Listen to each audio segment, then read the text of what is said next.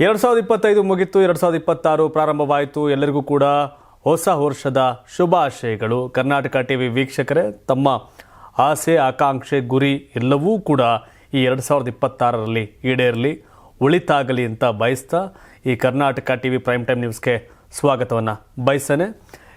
ರಾಜ್ಯದಲ್ಲಿ ಅಕ್ರಮ ಒತ್ತುವರಿ ತೆರವು ವಿಚಾರವಾಗಿ ಟಾಕ್ ವಾರ್ ಜೋರಾಗಿದೆ. ಬಿಜೆಪಿಗರು ಹೋರಾಟದ ಎಚ್ಚರಿಕೆ ನೀಡಿದ್ದು ಎನ್ಐಎ ತನಿಖೆಗೂ ಆಗ್ರಹ ಮಾಡಿದ್ದಾರೆ. ಆದರೆ ಇದೆಲ್ಲ ರಾಜಕೀಯ ಅಂತ ಕಾಂಗ್ರೆಸ್ಸಿಗರು ದೂರಿದ್ದು ಕುರ್ಚಿ ಫೈಟ್ನಲ್ಲೇ ಬ್ಯುಸಿ ಆಗಿದ್ದಾರೆ. ಸಂಕ್ರಾಂತಿ ಬಳಿಕ ಏನಾದರೂ ಬದಲಾವಣೆ ಸಾಧ್ಯತೆ ಇದೆ ಅನ್ನೋದು ಕಾಂಗ್ರೆಸ್ ನಾಯಕರ ಲೆಕ್ಕಾಚಾರ. ಸೊ ನೋಡಬೇಕೇನಾಗುತ್ತೆ ಅಂತ. ಈ ಸುದ್ದಿಗಳೆಲ್ಲ ಕೂಡ ಇವತ್ತಿನ ಪ್ರೈಮ್ ಟೈಮ್ ನ್ಯೂಸಲ್ಲಿದೆ. ಎಲ್ರಿಗೂ ಸ್ವಾಗತ. ರಾಜ್ಯದಲ್ಲಿ ಈಗ ಅಕ್ರಮ ಒತ್ತುವರಿ ತೆರವು ವಿಚಾರವಾಗಿ ಜಟಾಪಟಿ ನಡೀತಾ ಇದೆ. ಬೆಂಗಳೂರಿನ ಯಲಹಂಕದ ಕೋಗಿಲು ಬಡಾವಣೆಗೆ ಆರ್ ಅಶೋಕ್, ಛಲವಾದಿ ನಾರಾಯಣ ಸ್ವಾಮಿ, ಅಶ್ವಥ್ ನಾರಾಯಣ್ ಒಳಗೊಂಡ ಬಿಜೆಪಿ ನಿಯೋಗ ಭೇಟಿ ಕೊಟ್ಟಿತ್ತು. ಈ ವೇಳೆ ಆಘಾತಕಾರಿ ಮಾಹಿತಿ ಬಹಿರಂಗವಾಗಿದೆ. ಅಲ್ಲಿನ ನಿವಾಸಿಗಳು ಆಂಧ್ರದಿಂದ ಬಂದಿದ್ದೇವೆಂದು ಹೇಳುತ್ತಿದ್ದಾರೆ. ಆದರೆ ತೆಲುಗು ಭಾಷೆಯೂ ಬರ್ತಿಲ್ಲ. 25 ವರ್ಷದಿಂದ ಇಲ್ಲೇ ಇರೋದಾಗಿ ಹೇಳ್ತಿದ್ದಾರೆ. ಆದರೆ ಕನ್ನಡವೂ ಬರ್ತಿಲ್ಲ. ಇನ್ನು ಆಧಾರ್ ಕಾರ್ಡ್ ಸಿಕ್ಕಿರುವುದು ಹಲವು ಅನುಮಾನಕ್ಕೆ ಕಾರಣವಾಗಿದೆ.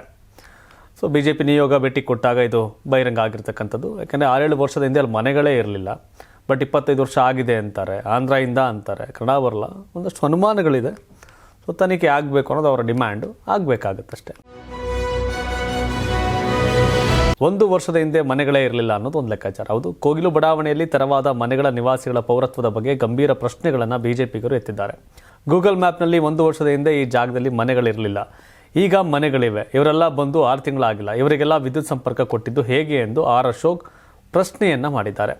ಸುಮಾರು 600 ಕೋಟಿ ರೂಪಾಯಿ ಮೌಲ್ಯದ ಜಮೀನನ್ನು ಬಾಂಗ್ಲಾದೇಶದವರಿಗೆ ಸಿದ್ದರಾಮಯ್ಯ ಸರ್ಕಾರ ನೀಡಲು ಹೊರಟಿದೆ. ಬೆಂಗಳೂರನ್ನು ಮಿನಿ ಬಾಂಗ್ಲಾದೇಶವನ್ನಾಗಿ ಮಾಡುವ ಪ್ರಯತ್ನ ಅಂತ ಕಿಡಿಕಾರಿದ್ದಾರೆ. ಇನ್ನು ಪ್ರಕರಣವನ್ನು ಎನ್ಐಎಗೆ ಒಪ್ಪಿಸಿ ಮೂಲ ದಾಖಲೆಗಳನ್ನು ಪರಿಶೀಲಿಸಬೇಕು ಅಂತ ಛಲವಾದಿ ನಾರಾಯಣ ಸ್ವಾಮಿ ಆಗ್ರಹ ಮಾಡಿದ್ದಾರೆ. ಒತ್ತುವರಿ ತೆರವು ಪರಿಹಾರ ದಂಧೆನ ಬಿಜೆಪಿಗರ ಹೋರಾಟಕ್ಕೆ ಜೆಡಿಎಸ್ ಕೂಡ ಕೈ ಜೋಡಿಸಿದೆ. ಬೆಂಗಳೂರಿನಲ್ಲಿ ಸುದ್ದಿಗೋಷ್ಠಿ ನಡೆಸಿದ್ದು ಜೆಡಿಎಸ್ ನಾಯಕ ಕೃಷ್ಣಾರೆಡ್ಡಿ ತೀವ್ರ ವಾಗ್ದಾಳಿ ನಡೆಸಿದ್ದಾರೆ. ಅತಿವೃಷ್ಟಿಯಿಂದ ಬೇರೆ ಬೇರೆ ಜಿಲ್ಲೆಗಳಲ್ಲಿ ಜನರು ಮನೆ ಮಠ ಜಮೀನು ಬೆಳೆ ಕಳೆದುಕೊಂಡಿದ್ದಾರೆ. ಆ ಕಡೆ ತಿರುಗಿ ನೋಡಿಯೇ ಇಲ್ಲ. ಆದರೆ ದಿಲ್ಲಿಯಿಂದ ಸೂಪರ್ ಸಿಎಂ ಒಬ್ಬರು ಸೂಚನೆ ಕೊಟ್ಟರು. ಬಳಿಕ ತರಾತುರಿಯಲ್ಲಿ ಮನೆಗಳನ್ನು ಕೆಡುವುದಾಗಿ ತೀರ್ಮಾನ ಮಾಡಿದ್ದಾರೆ. ಕೊಡ್ತೀವಿ ಅಂತ ತೀರ್ಮಾನ ಮಾಡಿದ್ದಾರೆ. ಅಲ್ಲಿ ಕೇರಳ, ಪಾಕಿಸ್ತಾನ, ಬಾಂಗ್ಲಾ ಮುಸ್ಲಿಮರಿದ್ದಾರೋ ಗೊತ್ತಿಲ್ಲ. ಕಾಂಗ್ರೆಸ್ನವರೇ ಹೋಗಿ ಮನೆ ಕಟ್ಟಿ ಕೊಡುವುದು, ಬಳಿಕ ತೆರವು ಮಾಡಿ ಪರಿಹಾರ ಕೊಡುವುದು, ಇದೊಂದು ದೊಡ್ಡ ದಂಧೆಯಾಗಿದೆ ಹೀಗಂತ ಕೃಷ್ಣಾರೆಡ್ಡಿ ಗುಡುಗಿದ್ದಾರೆ. ಖಂಡಿತವಾಗಿ ನಮ್ಮ ಜನ ಸಾಯ್ತವ್ರೆ. ನಮ್ಮ ಜನ ನೋಡಿ ಅವ್ರು ಯಾರು ಗೊತ್ತು ಗುರಿ ಏನಿಲ್ಲಪ್ಪ, ಎಲ್ಲಿಯವರು ಅಂತ. ಬೇರೆ ರಾಜ್ಯದವ್ರು ಬಂದು ಅವ್ರು ನಮ್ಮ ಜಾಗ ಆಕ್ರಮಣ ಮಾಡ್ಕೊಂಡು ಅಲ್ಲಿ ಮನೆ ಕೆಡವಿದ್ರೆ ಮತ್ತವ್ರ ಮನೆ ಕೊಡೋದು ಯಾವ ನ್ಯಾಯ? ಪ್ರಶ್ನೆ ಕರೆಕ್ಟಾಗಿದೆ. ಅವ್ರು ಇನ್ವೆಸ್ಟಿಗೇಷನ್ ಆಗಬೇಕು. ಕರ್ನಾಟಕದವರ ಅಂತ, ಕರ್ನಾಟಕದವರಲ್ಲ ಅಂತಾರೆ, ಕಳಿಸ್ಬೇಕು ಆಚೆಗೆ. ಗೊತ್ತಿಲ್ಲ, ಅವ್ರು ಯಾರೋ ಬಂದು ಸರ್ಕಾರಿ ಜಾಗದಲ್ಲಿ ಕಟ್ಕೊಂಡಿದ್ರೆ ಮತ್ತೆ ಯಾಕೆ ಪರಿಹಾರ ಕೊಡಬೇಕು? ಹಣೆ ಬರ ಹೆಂಗೈತಿದು? ನಮ್ಮವ್ರಿಗೆ ಕೊಡೋಕ್ಕಾಗ್ತಿಲ್ಲ. ವೆರಿಫೈ ಮಾಡದೆ ಪರಿಹಾರ ಕೊಡ್ತೀವಾ? ಒತ್ತುವರಿ ತೆರವು ಸಂತ್ರಸ್ತರ ವಿಚಾರವಾಗಿ ಬಿಜೆಪಿಗರ ಆರೋಪಗಳಿಗೆ ಗೃಹ ಸಚಿವ ಡಾಕ್ಟರ್ ಜಿ ಪರಮೇಶ್ವರ್ ಟಾಂಗ್ ಕೊಟ್ಟಿದ್ದಾರೆ. ಮನೆ ಪರಿಹಾರ ಕೊಡುವಾಗ ನಾವು ವೆರಿಫೈ ಮಾಡಲ್ವಾ? ಬಾಂಗ್ಲಾದವರು ಇದ್ರೆ ಅವರನ್ನು ತಕ್ಷಣವೇ ಕಳಿಸಿಕೊಡ್ತೇವೆ. ಕ್ರಿಮಿನಲ್ ಚಟುವಟಿಕೆಗಳಲ್ಲಿ ಭಾಗಿಯಾಗಿದ್ದರೆ ಅರೆಸ್ಟ್ ಮಾಡ್ತೀವಿ. ಅಶೋಕ್ ಗೃಹ ಸಚಿವರಾಗಿ ಇದ್ದವರು. ಇದೆಲ್ಲ ಅವರಿಗೆ ಗೊತ್ತಿದೆ. ರಾಜಕೀಯ ಕಾರಣಕ್ಕಾಗಿ ಹೀಗೆ ಮಾತನಾಡ್ತಿದ್ದಾರೆ. GBAನವರು ಲಿಸ್ಟ್ ತಯಾರು ಮಾಡ್ತಿದ್ದಾರೆ. ಅದನ್ನು ವೆರಿಫೈ ಮಾಡಿ ಕ್ರಮ ಕೈಗೊಳ್ತೇವೆ. ಅನಧಿಕೃತವಾಗಿ ಕರ್ನಾಟಕದಲ್ಲಿ ಇರೋರನ್ನು ತಕ್ಷಣವೇ ಕಳಿಸಿಕೊಡುವ ವ್ಯವಸ್ಥೆ ಮಾಡ್ತೀವಿ ಅಂತ ಪರಮೇಶ್ವರ್ ಕ್ಲಾರಿಟಿ ಕೊಟ್ಟಿದ್ದಾರೆ. ಕರೆಕ್ಟು, ಪರಮೇಶ್ವರ್ ಕರೆಕ್ಟಾಗಿ ಹೇಳಿದ್ದಾರೆ. ಬಟ್ ಅದು ಜಾರಿ ಆಗಬೇಕಷ್ಟೇ. ಸಂಕ್ರಾಂತಿ ಬಳಿಕ ಸಂಪುಟ ಪುನರ್ರಚನೆ. ಹೊಸ ವರ್ಷದ ಹೊತ್ತಲ್ಲಿ ರಾಜ್ಯ ಕಾಂಗ್ರೆಸ್ ಪಾಳಯದಲ್ಲಿ ಮಹತ್ವದ ಬದಲಾವಣೆ ಆಗಲಿದೆ ಎಂಬ ಮಾತುಗಳು ಕೇಳಿ ಬರ್ತಿವೆ. ಸಂಕ್ರಾಂತಿ ವೇಳೆಗೆ ಕುರ್ಚಿ ಕದನ ಮತ್ತಷ್ಟು ರಂಗು ಪಡೆಯುವ ಸಾಧ್ಯತೆ ಇದೆ. ಇಷ್ಟು ದಿನ ಪರೋಕ್ಷವಾಗಿ ಫೈಟ್ ಮಾಡ್ತಿದ್ದ ಸಿದ್ದರಾಮಯ್ಯ, DK ಶಿವಕುಮಾರ್ ಈಗ ನೇರವಾಗಿ ಫೀಲ್ಡ್ಗೆ ಇಳಿದು ಕೊನೆಯ ಅಸ್ತ್ರಗಳನ್ನು ಪ್ರಯೋಗಿಸುತ್ತಿದ್ದಾರೆ. ಈ ಮಧ್ಯೆ ಸಂಪುಟ ಸೇರುವ ಕಾಲ ಬಂದಿದೆ ಅಂತ ಆಕಾಂಕ್ಷಿಗಳು ಫುಲ್ ಖುಷಿಯಲ್ಲಿದ್ದಾರೆಂಬ ಸುಳಿವು ಸಿಕ್ಕಿದೆ. ಸಂಕ್ರಾಂತಿ ಬಳಿಕ ಪುನರ್ರಚನೆ ಫಿಕ್ಸ್ ಅಂತ ಕೆಲವು ಮೂಲಗಳು ಹೇಳ್ತಿವೆ. ಹಾಲಿ ಸಚಿವರಿಗೆ ಪಕ್ಷದ ಕೆಲಸ ನೀಡಿ ಎಂದಿರುವ ಹೈಕಮಾಂಡ್ 4 ಪ್ರಮುಖ ಸ್ಥಾನಗಳನ್ನು ರೀಫಿಲ್ ಮಾಡುವ ಬಗ್ಗೆ ಚರ್ಚಿಸಿದೆಯಂತೆ. ಹೈಕಮಾಂಡ್ ಇದೆ ಅನ್ನೋದೇ ಭಾಳ ಆಶ್ಚರ್ಯ. ಯಾಕಂದರೆ CM ಸ್ಥಾನದ ಬಗ್ಗೆ ಏನೂ ಚರ್ಚೆಗಳಾಗ್ತಾ ಇಲ್ಲ. DK ಶಿವಕುಮಾರ್ ಪಾಳಯದ ಪ್ರಕಾರ CM ಬದಲಾಗದ ಹೊರತು ಸಂಪುಟ ಪುನರ್ರಚನೆ ಇಲ್ಲ. CM ಬದಲಾಗದೆ ಸಂಪುಟ ಪುನರ್ರಚನೆ ಆದರೆ DK ಶಿವಕುಮಾರ್ CM ಆಗೋದಿಲ್ಲ. ಇದೊಂದು ಕ್ಲಾರಿಟಿ. ನೆಕ್ಸ್ಟ್,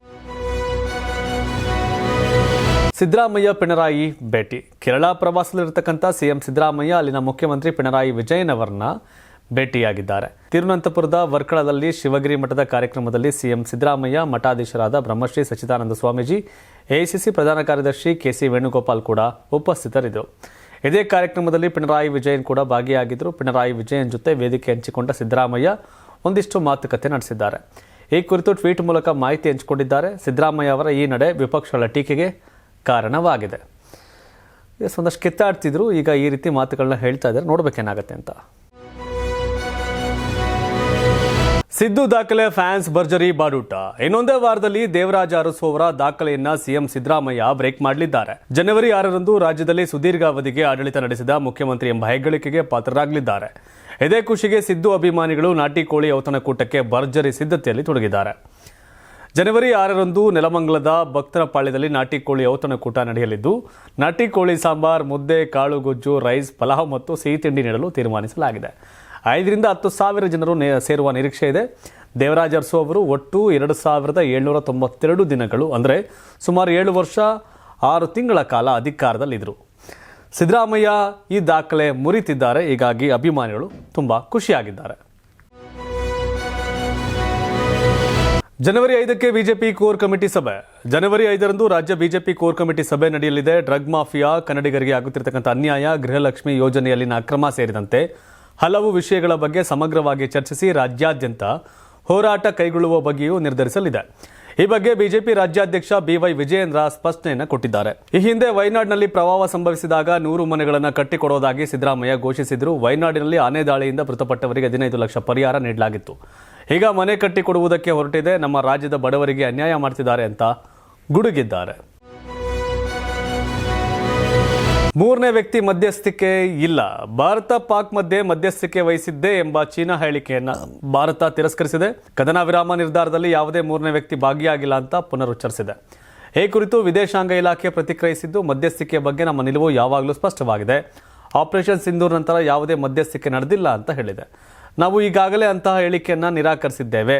ದ್ವಿಪಕ್ಷೀಯ ವಿಷಯಗಳಲ್ಲಿ 3ನೇ ವ್ಯಕ್ತಿಯ ಯಾವುದೇ ಪಾತ್ರವಿಲ್ಲ.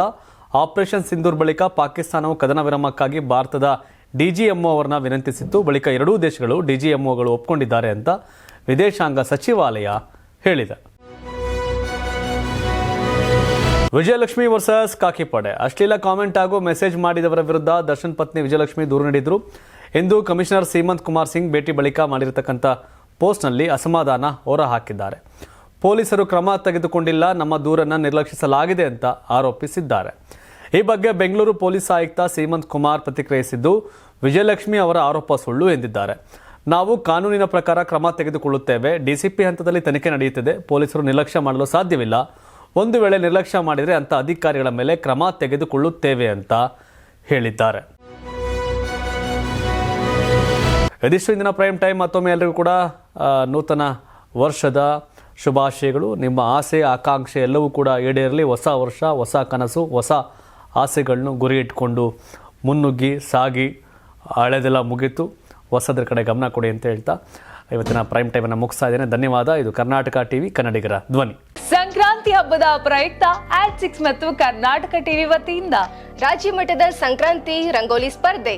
ಕಾರ್ಯಕ್ರಮದ presenting sponsor Saptagiri NPS university. Associate sponsor Jeeni slim. Jeeni ಮನೆಯಲ್ಲಿದ್ರೆ ನೀವು ಸ್ಲಿಮ್ ಆಗೋದು ಗ್ಯಾರಂಟಿ.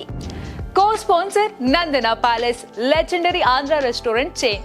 KMF ನಂದಿನಿ, ನಮ್ಮ ನಂದಿನಿ ನಮ್ಮ ಹೆಮ್ಮೆ. KSDL ಮೈಸೂರು ಸ್ಯಾಂಡಲ್ 100% ಶುದ್ಧ ಶ್ರೀಗಂಧದ ಎಣ್ಣೆಯಿಂದ ತಯಾರಿಸಿದ ಏಕೈಕ ಸಾಬೂನು. ಶ್ರೀ ಸಾಯಿ ಗೋಲ್ಡ್ ಪ್ಯಾಲೇಸ್, ನಿಮ್ಮ ವಿಶೇಷ ಸಂದರ್ಭಗಳ ಸಂಗಾತಿ.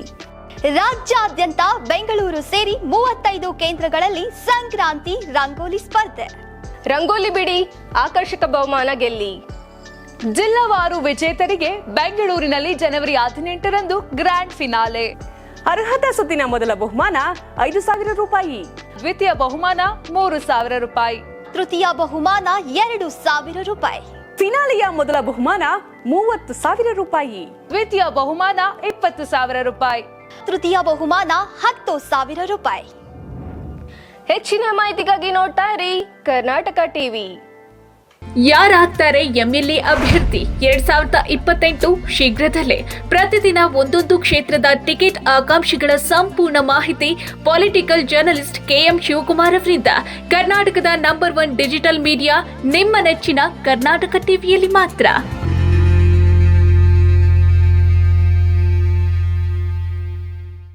ನೀವು ಸಣ್ಣ ಆಗ್ಬೇಕಲ್ವಾ, ಅದು ಒಂದು ಉತ್ತಮ ಆಹಾರದಿಂದ ಸಣ್ಣ ಆಗ್ಬೇಕಲ್ವಾ. ಪ್ರತಿದಿನ ನಮ್ಮ ಜೀನಿ ಸ್ಲಿಮ್ ನ ಯೂಸ್ ಮಾಡಿ ಯಾವುದೇ ಸೈಡ್ ಎಫೆಕ್ಟ್ ಇಲ್ದಂಗೆ ನೀವು ಸಣ್ಣ ಆಗ್ತೀರಾ.